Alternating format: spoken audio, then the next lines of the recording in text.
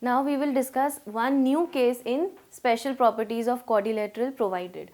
Now you can see over here that the question says is it possible to construct a rhombus ABCD having the side AC as 6 and BD as 7. Now you can see, make a rhombus on your own in a rough sketch format and just check if AC is given to you as 6 centimeters and BD is given to you as 7 centimeters. What can you do? Can you make the quadrilateral on your own? No. See, you will have to use the properties of rhombus. The properties of rhombus say that diagonals of a rhombus are always bisecting each other. That means they are always dividing each other into equal halves. The AC will be divided into halves and also the BD line will be divided into halves.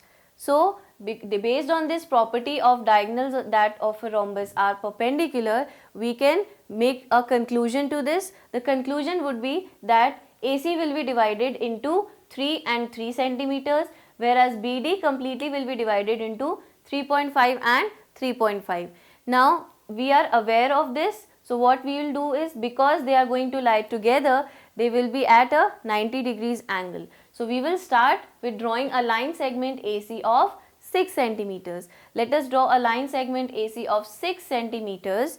Now, we know that BD is the diagonal which is going to bisect the other diagonal, but we know that the property says that diagonals bisect each other at 90 degrees. So, we will be required to make a perpendicular bisector. We take C as the center, more than half the radius, and we will make an arc above the line and below the line. Now, we have made both the arcs. With A as center, without changing the radius of the compass, we will be cutting the previous arcs like this.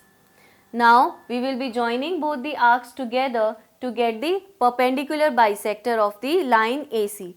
Now, my points B and D are going to lie on this line only, because this is the diagonal which will be bisecting the line AC at 90 degrees. So, now B and D point are at a distance of 3.5 centimeters from line AC above and below. So, I will be taking 3.5 centimeters as the radius, and with O as center, I will cut an arc above of 3.5 centimeters and cut an arc below of 3.5 centimeters. By cutting an arcs on both the sides, on both the lines rather, we would get the point B and we would get the point D.